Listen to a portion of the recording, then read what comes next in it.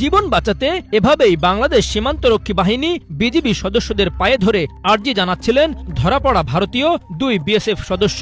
কয়েক মাস আগেও যে বিএসএফ এর সদস্যরা বাংলাদেশিদের গোনায় ধরত না, তারাই এখন সমীহ করা শুরু করেছে।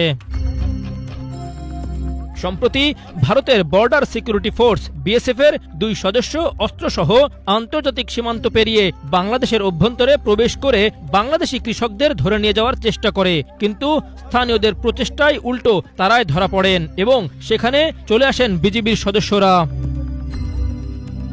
মঙ্গলবার কাতার ভিত্তিক সংবাদ মাধ্যম আল জাজিরার অনুসন্ধানী সাংবাদিক ও মানবাধিকার কর্মী জুলকারনাইন সায়ের খান তার ফেসবুক পেজে এই ঘটনার ফুটেজ প্রকাশ করেন। সেখানে বিস্তারিত লিখেছেন তিনি জানান, এ ঘটনা জানতে পেরেই দ্রুত তার সাথে ঘটনাস্থলের নিকটবর্তী ক্যাম্প থেকে বিজিবির সদস্যরা ছুটে আসেন।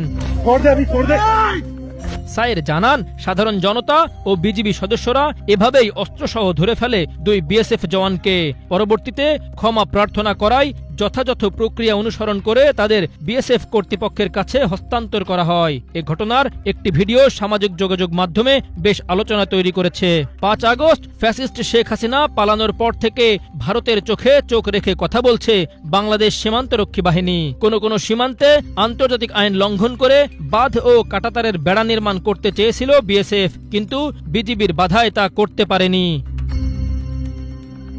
এমনকি সীমান্তে বাংলাদেশি কৃষকদের আতঙ্কে রাখতে কাঁটাতারের বেড়ায় সন্দেহজনক বোতল ঝোলানোর মতো কাজও করেছে বিএসএফ সদস্যরা। আর নিরীহ বাংলাদেশিদের উপর পশুর মতো গুলি করে হত্যা তো থামছেই না। অন্যদিকে পাকিস্তান ও চীন সীমান্তে চরম চাপের মুখে রয়েছে ভারতীয় বাহিনীর সদস্যরা। বিএসএফ সদস্যদের প্রতি তীব্র ক্ষোভ ঢালছেন নেটিজেনরা। তবে এই মুহূর্তে 2 বিএসএফ সদস্যকে ক্ষমা করে তাদের দেশে ফিরিয়ে দিয়ে মানবিকতার অনন্য দৃষ্টান্ত স্থাপন করেছে বর্ডার গার্ড বাংলাদেশ।